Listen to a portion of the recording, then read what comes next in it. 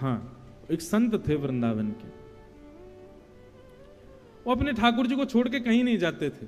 पर एक बार एक भक्त ने बहुत प्रार्थना की, संत के भी मन में ऐसी भावना आ गई कि अब ये मेरे साथ जो सेवक रहता है ये भी सेवा सीख गया है, तो अपने ठाकुर जी की सेवा 2 दिन के लिए इसको दे जाता हूं, मैं हो आता हूं कहीं। सेवक से बोल के गए, सुनो हम 2 दिन के लिए जा रहे हैं, बढ़िया से सेवा करना ठाकुर जी की, और लौट करके आएंगे, अगर ठाकुर जी की सेवा हमको बढ़िया दिखी तो हम तुमको उपहार देंगे। सेवक बोला फिर ठीक है, फिर तो बढ़िया से सेवा करूंगा इस बार। अब महात्मा तो चले गए, सेवक ने क्या किया, अब उसके हो गए ठाकुर जी, उसने बढ़िया पानी में सरफ घोल करके और लेकर के ठाकुर जी रगड़ दिए पूरे ऊपर से नीचे, सरफ से नवा दिए। और इतना ही नहीं, बर्तन मांजने वाला जो मांजना होता उससे मांझ और दिए ठाकुर जी।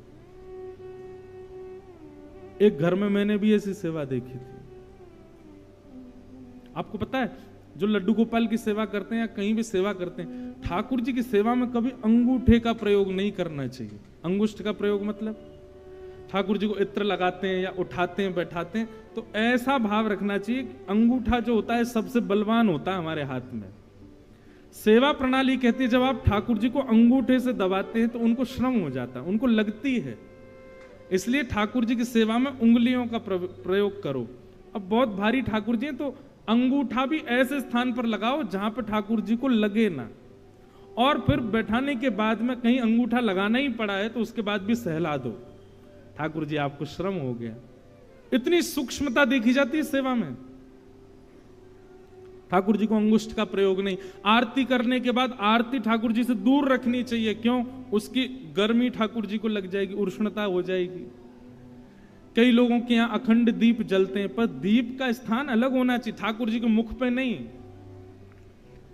पर यह बात भी है कि ये सब सेवा भाव वहां है जहां भाव से सेवा होती है, जहां केवल और केवल बस करनी है वहां तो कुछ भी करो, पर जहां भाव प्राधान्य वहां छोटी छोटी बातों का ध्यान रखा जाता है। ठाकुर जी सरफ से धो दिए। उन संत को रात्रि स्वप्न में रोते हुए ठाकुर जी मिले, और जब रोते ही हुए नहीं, जहां जहां सरफ लगाया था जहां जहां वहां घाव और आ गए ठाकुर जी को। संत तुरंत लौट करके आए, मंदिर में आकर के देखा ठाकुर जी चमक रहे थे, पहले से ज्यादा सुंदर दिख रहे थे। संत ने पूछा सेवक से, तुमने सेवा की? ठाकुर जी बोले हाँ। सही सही बताना क्या किया? बोले आप वो मत पूछो, ये बताओ ठाकुर जी बढ़िया लग रहे हैं ना? बोले ठाकुर जी बढ़िया लग रहे हैं, लेकिन बताओ तुमने क्या किया? जब बताया कि हमने सरफ से धोए, ठाकुर जी को लेप लगाया गया, ठाकुर जी को औषधि दी गई, ठाकुर जी को सुंदर काढ़ा पिलाया गया, 6 दिन तक ठाकुर जी की ऐसी औषधि से सेवा हुई, तब ठाकुर जी एक दिन स्वप्न में प्रसन्न होकर दर्शन दिए, तब संत को सुख मिला। चैतन्य, ठाकुर जी चैतन्य है, जड़ नहीं है, उनके प्रति जड़त्व की भावना नहीं रखनी चाहिए, साक्षात चैतन्य है। और यदि कोई व्यक्ति चैतन्य मान लेता है अपने ठाकुर जी को, चैतन्य मानते ही फिर वो कुछ ना भी करे चलेगा, बस उसकी चैतन्य बुद्धि ही उसका कल्याण कर देगी, वो ठाकुर जी के प्रति चैतन्य भाव है। चैतन्य भाव आएगा तो सेवा सिखानी नहीं पड़ेगी, सेवा अपने आप करोगे आप। घर में पुत्र जन्म लेता है, बताना नहीं पड़ता कि उसको दूध पिलाओ, बताना नहीं पड़ता उसके कपड़े बदलो, बताना नहीं पड़ता गीला हो गया है चेंज करो। पुत्र घर में आता है तो अपने आप मां को लगता है अब इसको भूख लगी होगी, अब इसको ये लगा होगा, अब इसके ये भाव, ऐसी ही सेवा होती है। ठाकुर जी को चैतन्य मानो, ठाकुर जी जड़ नहीं है, उनके प्रति जड़त्व की भावना नहीं।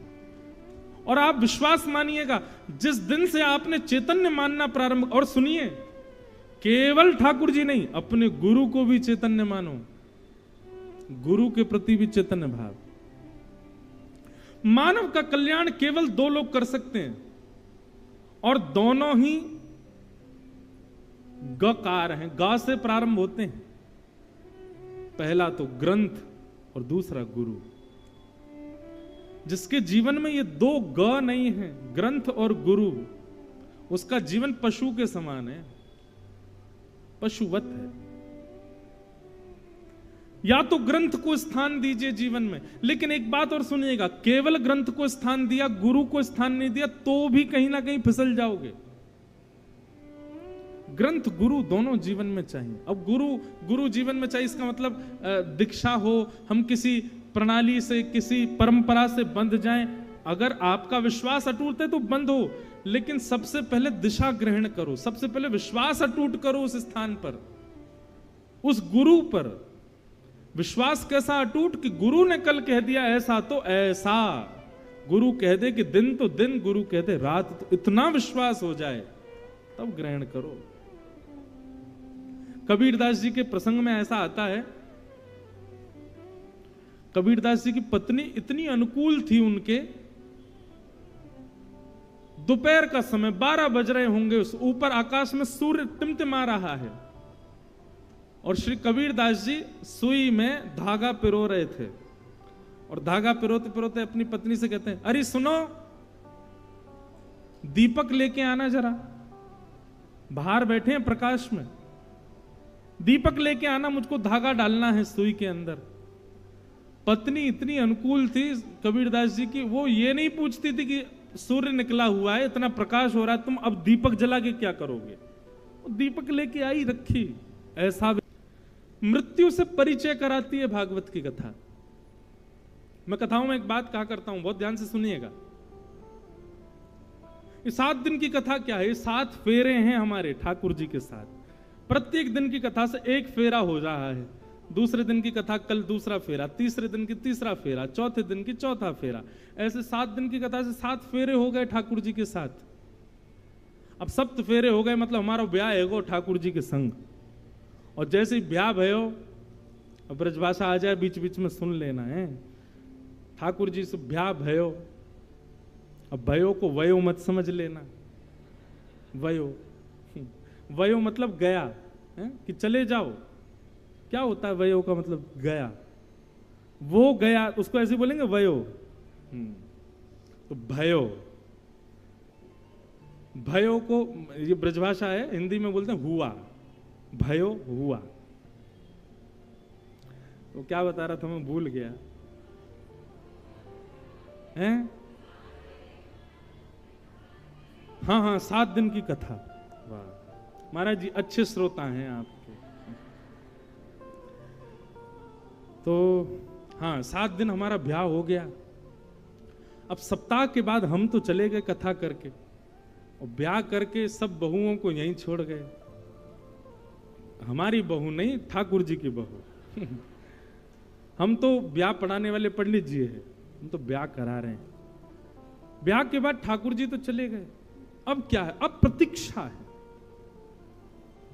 प्राचीन काल के भारत में ब्याह हो जाता था, गौना नहीं होता था, गौना होता था कुछ वर्षों बाद। ठीक वैसे ही आप सबका 7 दिन में ब्याह तो हो गया ठाकुर जी से कथा सुन के, अब गौने की प्रतीक्षा करो। गौना क्या है? मृत्यु ही गौना है, मृत्यु गौना है। श्रीमद् भागवत के श्रोताओं को मृत्यु मृत्यु नहीं दिखाई देती, उनको अपना गौना दिखाई देता, वो हमारा गौना है। घर के 4 सदस्य लेकर के जाएंगे, सजा धजा करके लेकर के जाएंगे, राम नाम का कीर्तन करते हुए जाएंगे, और चिता रूपी विमान पर हमको लिटा देंगे, और उस विमान में बैठ करके हम कहां जाएंगे? अपने प्रियतम के घर जाएंगे। एक बहुत सुंदर पद है, मुझे बहुत प्रिय लगता है, बहुत अच्छा पद है। कथा सुनने वाले के लिए मृत्यु क्या हो जाती है? कथा सुनने के बाद में मृत्यु मृत्यु नहीं रहे, हमारा गौना है। हम तो प्रतीक्षा कर रहे हैं, हम श्याम सुंदर के हो चुके हैं, अब बस प्रतीक्षा है कि कब प्रियतम का बुलावा आएगा, कब जाएंगे। और प्रियतम का बुलावा 2 तरीके से आएगा बंधुओं। या तो प्रियतम वृंदावन बसा देंगे जीवन पर्यंत के लिए, और वृंदावन न भी बसाएं तो वृंदावन आपके चित्त में बस जाए, तो प्रियतम का बुलावा मृत्यु को ही समझिए। कथा सुनने वाले के लिए मृत्यु मरणासन अवस्था नहीं होती है, मृत्यु शोक का विषय नहीं होता। कथा सुनने वाले के लिए मृत्यु प्रियतम का बुलावा है, प्रियतम का स्नेह है। तो श्रीमद्भागवतम शास्त्रम कलौकीरेण भाषितम,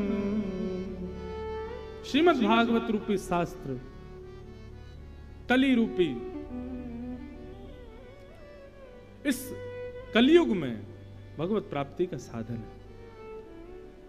प्रश्न किया, बोले महाराज भागवत की कथा सबसे पहले किसने किसको सुनाई, आप कृपा करके हमको बताइए। तब बताया गया सबसे पहले भागवत की कथा सनत सनंदन सनातन सनत कुमारों ने नारद जी को सुनाई। क्यों सुनाई नारद जी को? तो वर्णन किया, नारद जी एक बार भ्रमण करते हुए पृथ्वी पर वृंदावन पहुंचे। वृंदावन में उन्होंने भक्ति महारानी को देखा। भक्ति महारानी बड़ी प्रसन्न नहीं थी, क्योंकि उनके पुत्र ज्ञान और वैराग्य वृद्ध हो गए थे। उनकी प्रसन्नता के लिए नारद जी महाराज ने बद्रीनाथ में जाकर के सनत कुमारों से पूछा। तब सनत कुमारों ने कहा, ज्ञान और वैराग्य को पुष्ट करने का एक ही तरीका है। क्या? गंगा द्वार समीपे तु तटमानंद नामकम, गंगा के द्वार पर आनंद नाम के वन में भागवत की कथा कराओ, उसी से ज्ञान और वैराग्य पुष्ट होते हैं। बंधुओं बहुत ध्यान से सुनिएगा, आप यहां भक्ति पुष्ट करने नहीं आए हो। भक्ति आप सबकी पुष्ट है, भक्ति मेरे अंदर आप सबके अंदर है। क्यों लगता है कि भक्ति हमारी पूर्ण नहीं है? क्योंकि ज्ञान और वैराग्य पुष्ट नहीं है। भक्ति के दो पुत्र हैं, ज्ञान और वैराग्य, वो हमारे चित्त में नहीं है। और ज्ञान और वैराग्य के ना होने के कारण मां भक्ति जो है वो विचलित रहती है। इसलिए हमको लगता है कि भक्ति हमारी पूर्ण नहीं। जैसे ही आपको ज्ञान हो जाएगा, जैसे ही आपको वैराग्य हो जाएगा, अब यहां ज्ञान और वैराग्य क्या, बस ये दो बातें सुन लो, फिर हम कथा को विराम देते हैं आज के प्रसंग को। ज्ञान क्या है? विवेक को ज्ञान कहते हैं। सही और गलत की पहचान हो जाना, इसको ज्ञान कहते हैं। ज्ञान का मतलब बहुत नॉलेज होना नहीं होता, ज्ञान का मतलब विवेकी होना होता है। नॉलेजेबल व्यक्ति को प्रधानमंत्री नहीं बनाया जाता, विवेकी व्यक्ति को बनाया जाता है। हमारे घर में दोनों होते हैं, एक बहुत पढ़ा लिखा होता है और एक वो होता है जो पढ़ा लिखा नहीं है पर निर्णय सही बताता है। दो लोग होते हैं ना। लाइफ के जब बहुत बड़े डिसीजन लेने होते हैं, पढ़े लिखे के पास नहीं जाते आप, उसके पास जाते हो जिसका निर्णय सटीक होता है, उसी को ज्ञान कहते हैं। और ये ज्ञान बंधुओं कहां से आता है? ये सत्संग में ही आता है। गोस्वामी जी कहते हैं, बिन सत्संग विवेक न होई, और ये विवेक भी राम कृपा बिन सुलभ न सोई। आप पढ़ लिख करके विद्वान अपनी काबिलियत पर बन सकते हो, पर विवेकी ज्ञानी आप राम जी की कृपा से ही बनोगे।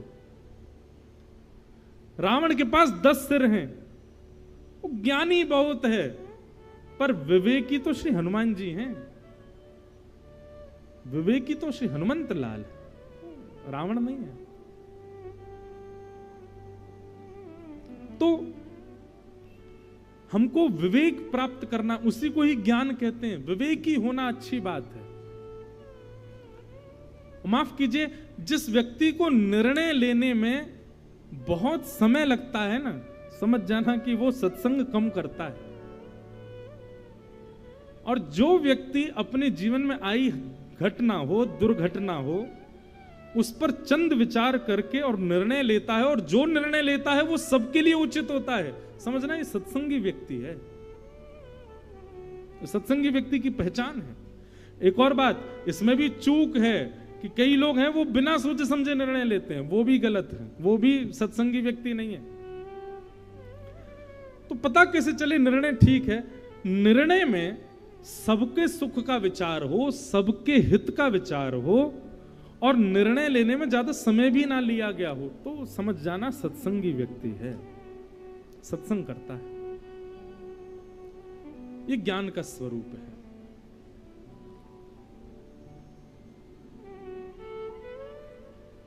हनुमान जी महाराज की पूंछ में आग लगाई गई, अगर ज्ञानी नहीं होते तो विचलित हो जाते, जरा से पट्टा लपेटे गए पूंछ पे तभी उछल कूद मचा देते, नहीं खड़े ही रहे। ये विवेकी व्यक्ति का लक्षण है। लंबी पूंछ करते गए, और लाओ और लाओ और लाओ। क्यों भाई? पूरी लंका है, बड़ी लंका है, ज्यादा सामग्री लगेगी, खड़े रहो। ज्ञानी है इसीलिए ऐसा कर पाए। और जैसे आग लगाई महाराज, जिस जिस घर से आया था कपड़ा सारे जला दिए, विभीषण को छोड़ के सारी लंका जल गई। अच्छा, लंका जलाने का एक कारण और था, पता है आपको? हनुमान जी महाराज ने जब लंका देखी ना, हनुमान जी मोहित हो गए लंका पर। वाह, बड़ी सुंदर है। हनुमान जी महाराज ने जब लंका को देखा तो बोले कितनी सुंदर लंका है, लेकिन तुरंत मन में विचार किया, इतनी सुंदर लंका है पर श्री राम जी से युक्त नहीं है, और राम जी से युक्त नहीं है और मुझे भा रही है, तो ऐसी लंका को तो आग लगा दूंगा मैं, जिसमें राम जी नहीं है, जो राम जी की नहीं है। मुझे कैसे भा सकती है, मुझे कैसे प्रिय लग सकती है? और मुझे यदि प्रिय लग गई है और राम जी से विहीन है, ऐसी लंका को मैं देख नहीं सकता दोबारा। उसको ऐसा बना दिया कि दोबारा आऊं तो मेरा मन ना लगे इसको देखने में। लंका ऐसी बना करके गए कि जब राम जी की पूरी सेना लेकर के हनुमान जी आए ना, तो दूर से ही देखते ही हनुमान जी का अब मन ही नहीं कर रहा लंका को देखने का। बोला हाँ अब ठीक है, अब मेरे नेत्रों को भा नहीं रही, अब बढ़िया है। राम जी से युक्त होती तो देखता इसको। बहुत सुंदर है राम कथा भी, अद्भुत है। तो हनुमान जी विवेकी हैं, रावण ज्ञानी है। हमको विवेकी बनना है, कब कहां कैसे क्या निर्णय लेना है, और वो निर्णय सबके हित का है कि नहीं, उस निर्णय में कहीं मेरा पक्षपात तो नहीं हो रहा है, ये विचार करके निर्णय लेना, ये सत्संगी व्यक्ति का लक्षण है। ये ज्ञान कहलाता है, सही गलत की पहचान। भक्ति के प्रथम पुत्र ज्ञान, और भक्ति के दूसरे पुत्र का नाम है वैराग्य। वैराग्य कौन है? मैं अपनी हर कथा में कहता हूं, वैराग्य का मतलब हम त्याग समझते हैं, छोड़ देना। वैराग्य किससे करना है? तजोरे मन हरि विमुखन को संग। उल्लासनगर के अपने उन सब मित्रों पर ध्यान रखना जो 7 दिन में कथा में नहीं आ रहे हैं। 7वें दिन तक जिसका यहां पर आना नहीं हो, 8वें दिन अपने फोन में ब्लॉक कर देना, अपने व्हाट्सएप से उसको उड़ा देना, फेसबुक इंस्टाग्राम जहां पर भी वो है उसको विदा कर देना। जा बेटा, मेरे अब तू किसी काम का नहीं है। क्यों? ठाकुर जी से तेरा कोई संबंध नहीं तो मेरा तुझसे कोई संबंध नहीं। भाई आजकल लोग कहते हैं अपनी चीजों के लिए स्टैंड लो, अपनी चीजों के लिए स्टैंड लो, अपनी चीजों के लिए लड़ो। अरे हम वैष्णव हैं, हम ठाकुर जी के लिए इतना नहीं कर सकते? जो ठाकुर जी का नहीं वो हमारा नहीं है, इतना स्टैंड तो ले ही सकते हैं। आप कहोगे महाराज जी वो घर का ही व्यक्ति हो तो? अब घर में तो संगी रह रहे हो, फोन पे ब्लॉक कर दो उसको। कहीं से तो ब्लॉक करो, कहीं से तो संबंध तोड़ो।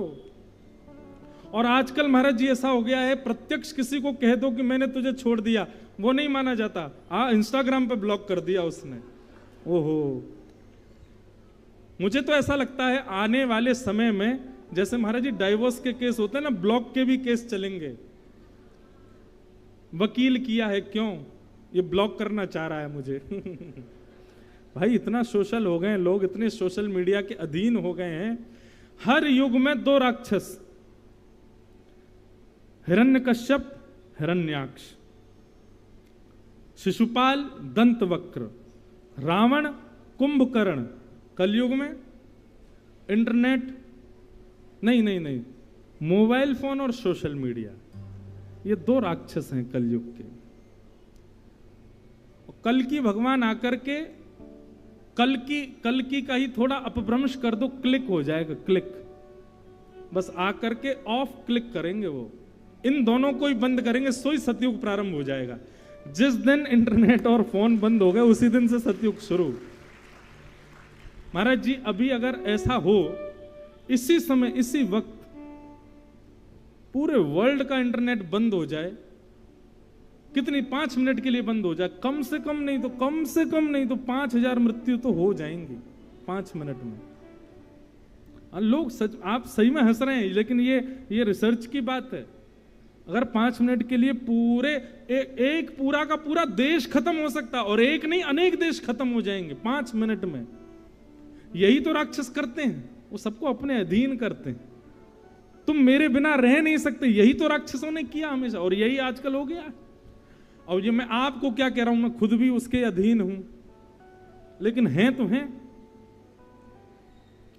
तो भैया जो ठाकुर जी का नहीं उससे हमारा कोई संबंध नहीं। तजोरे मन हरि विमुखन को संग, ये ज्ञान और वैराग्य हैं, इन दो को कम से कम इतनी मात्रा में तो जीवन में लाओ।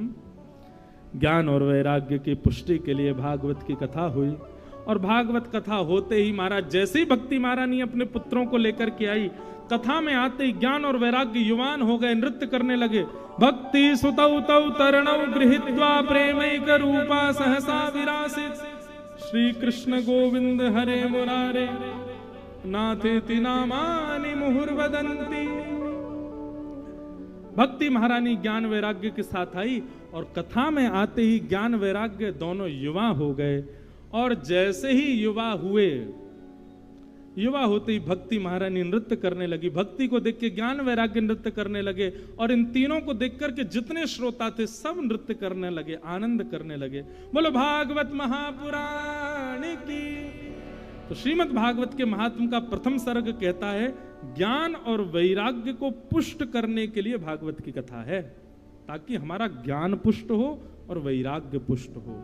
ये दोनों पुष्ट होंगे तो भक्ति स्थिर होगी, नहीं तो भक्ति विचलित रहेगी। जब तक नहीं हो तब तक मैं आपसे हाथ जोड़ूं, कहीं दीक्षा मत लो। दीक्षा तभी लेनी चाहिए जब इतना विश्वास आपका गुरु के प्रति हो। इसीलिए मैं दीक्षा नहीं देता, अभी मैं शिष्य परंपरा अभी प्रारंभ ही नहीं की है। पहले दिशाएं ले लो, पहले खूब कथाएं सुन लो, कथाएं सुनकर के दिशाएं लेकर के जब आपको लगे कि हां अब जो कह देंगे सो हमारे लिए अध्यादेश, और मुझे भी लगेगा कि हाँ अब मैं इस योग्य हो गया, तब दीक्षा देंगे। तब तक केवल दिशा ग्रहण करो, तब तक पहचानो, जानो। तो गुरु के प्रति और ठाकुर जी के प्रति, दोनों के प्रति चैतन्य भाव रखो। जब तक चैतन्य भाव नहीं रखोगे, अब चैतन्य भाव है तभी दरबार में वसंत शाह, पारू शाह जी वर्षों पहले हुए, ऐसा नहीं, आज भी हैं। अब मुझसे एक बार किसी ने पूछा, आपके वृंदावन में निधिवन में ठाकुर जी रास करते थे? मैंने थे नहीं, हैं। वृंदावन में ठाकुर जी ने ये लीला की थी नहीं, अब भी करते हैं। ये था, ये थे, हैं में बदल जाए, इसी को कहते हैं चैतन्य। आप जड़ भाव मत रखो ठाकुर जी के प्रति, चैतन्य भाव ले आओ। परम चैतन्य है वो, ऐसी भावना रखो। ये दूसरा रूप है ठाकुर जी का, सत्य, चित्त, और तीसरा आनंद। आनंद ठाकुर जी का स्वरूप है। बंधुओं, अभी आप कथा में बैठे हो, कथा में नीचे फर्श पर बैठे हो, कूलर भी लगे, दूर दूर लगे, फिर भी चेहरे पर थोड़ा थोड़ा पसीना आ रहा है, ह्यूमिड की वजह से थोड़ी चिकनाहट सी, चिपचिपाहट सी हो रही है। ऐसी सेम सिचुएशन आपके लिए अगर मूवी थिएटर में कर दी जाए, आप मूवी देख पाओगे? नहीं देख पाओगे। आपकी सेम ऐसी सिचुएशन किसी बड़े पैमाने पर हो रहे किसी कार्यक्रम में, जहां पर बहुत कुछ है, वहां कर दी जाए, सुन पाओगे, रह पाओगे? नहीं रह पाओगे, आप तुरंत भागोगे वहां से। क्यों? क्योंकि वो सुख प्रदान करने वाला स्थान है। यहां आप डट करके क्यों बैठे हो? इतनी सारी भीड़ में भी एक दूसरे से कमर लगाए, हिलडुल भी नहीं पा रहे, फिर भी क्यों बैठे हो? उसमें भी प्रसन्न मुद्रा में बैठे हो। क्यों बैठे हो? क्योंकि यहां सुख नहीं, यहां आनंद की प्राप्ति, और यही आनंद श्री कृष्ण है। यही आनंद है श्री कृष्ण, यही श्री कृष्ण है जो आप सबके मुख पर प्रसन्नता के रूप में दिख रहे हैं। आप यहां पर गिन नहीं रहे, मैं भी तो नहीं गिन रहा, मुझे भी थोड़ी बहुत दिक्कत तो हो रही, मुझे मेरी आवाज ही थोड़ी कम आ रही, गूंज आ रही, कुछ हो रहा है, लेकिन एक प्रसन्नता है ना। मेरे मन में कई सारे भाव आ रहे हैं, ये गा दूं, ये गा दूं, ये गा दूं, डर के मारे गा नहीं रहा, कहीं गाना प्रारंभ किया तेज आवाज हो गई तो कैसे गाऊंगा, पर फिर भी ये प्रसन्नता चित्त पर जो है, प्रसन्नता मुख पर जो है, यही श्री कृष्ण है। ये प्रसन्नता कुछ और नहीं, यही आनंद है, और यही आनंद श्री कृष्ण है। यही आनंद श्री कृष्ण है, और ये आनंद सदा मिलता रहे हमें, ये आनंद सदा रहे हमारे साथ, ये आनंद सदा रहे हमारे चित्त में। जैसे आप 6 बजे से लेकर के और कथा के विश्राम तक हो, मैं कहता हूं व्यक्ति का उद्देश्य क्या होना चाहिए, जैसा वो कथा में होता है, जैसा वो 7 दिन तक होता है, वैसा वो जीवन भर रहे। ये 4 घंटा वाला जो हमारा स्वरूप है ना, अभी इसी समय अपनी सेल्फी ले लो, एक एक लेना नहीं, ऐसे बोल रहा हूं, अभी इस समय आपकी फोटो जो खिंचेगी ना, वो सबसे सुंदर होगी मेरे हिसाब से। बस ऐसा जैसे अब हो, ऐसा पूरा जीवन भर हो जाओ। भागवत जी ऐसे अनुग्रह करें, भागवत जी ऐसी कृपा करें, ऐसा पूरा जीवन हो जाए हमारा।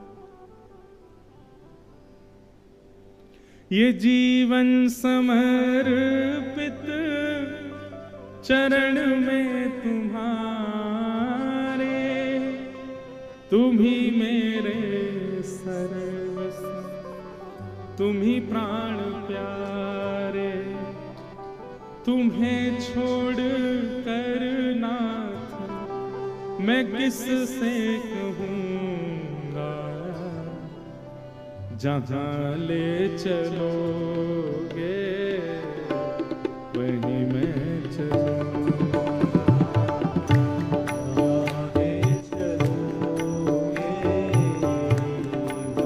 ये एक सूत्र है,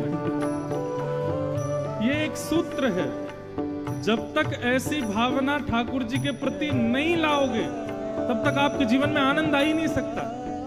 आप ठाकुर जी को बताओगे ऐसा कर दो, ठाकुर जी ऐसा कर दो, ठाकुर जी ये कर दो, ठाकुर जी वो कर दो, तो जीवन में दुखी रहोगे। फिर ठाकुर जी को कहो जैसे आपका मन हो वैसे हमको रखो, अपने आप आनंद आ जाएगा जीवन में। जहां ले चलो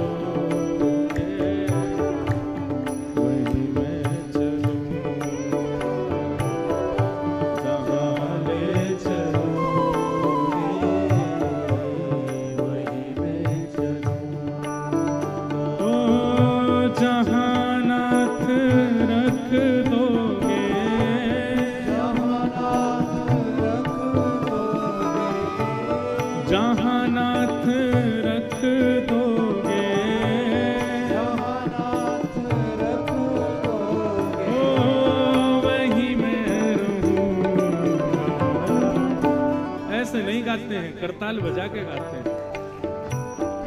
जहां ले चलोगे वहीं मैं चलूंगा,